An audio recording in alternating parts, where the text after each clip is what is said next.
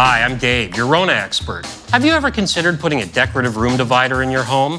Well, today I'm going to show you how.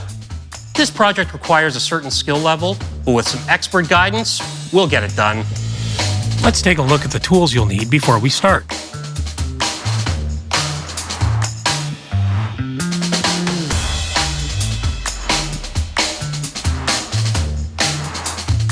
And never forget these, your safety glasses. Now we want the divider to be solid when we put it up, and that comes down to picking the right spot. It has to be securely fastened to 3 surfaces through a solid framing member. That could be a joist in your ceiling, a stud in your wall, and the substrate of your floor.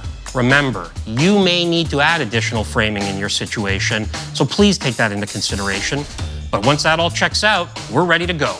My advice is to make a detailed plan like the one I have here. I've already taken my measurements for the space of my room and the materials required. Let's do this. We're going to start by measuring all of the pieces. So stick to your plan and measure the top and bottom plates, the side pieces, the inside planks, and the 2 pieces for the alcove. Because the divider will be assembled on the floor and then lifted to be installed, it's important that it's shorter than the ceiling by 1.5 inches. As for the material, I chose laminated pine planks because of how stable they are, but you could use another material if you prefer. Using a table saw, cut all the planks to a width of 5.5 inches. Then cut all of your other pieces to the right length. To speed up the process, you can use the stop block on your saw. This is also a good time to make 2 templates. They'll help you space your planks evenly throughout the installation. I chose to go with a 1.5 inch spacer.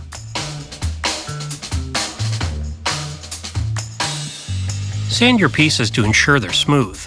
Depending on your choice of material, you might decide to varnish or paint your pieces. Here's an expert tip.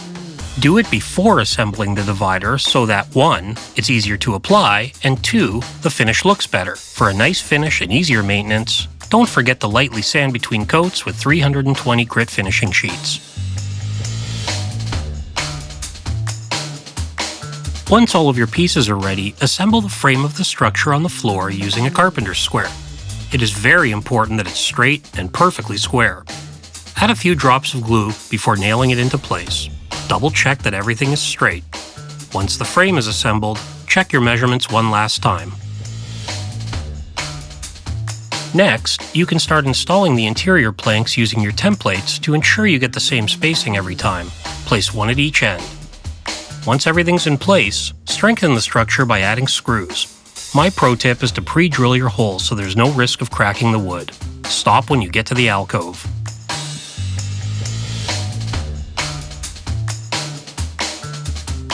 We're going to build the alcove separately from the rest of the structure.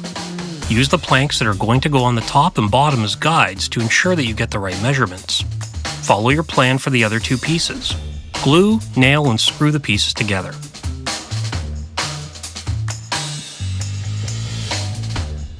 Now, place the alcove and secure it to the rest of the structure. We're going to finish off the project by securing the remaining planks the same way using glue, nails, and screws. Don't forget to use your templates.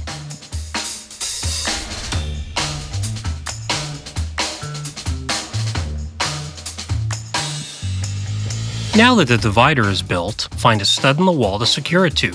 Do the same for the ceiling. If that's not possible, it would be a good idea to reinforce your structure. Here's an expert tip. The divider is quite heavy, so make sure to get help before lifting it. 2 to 3 people should do the job.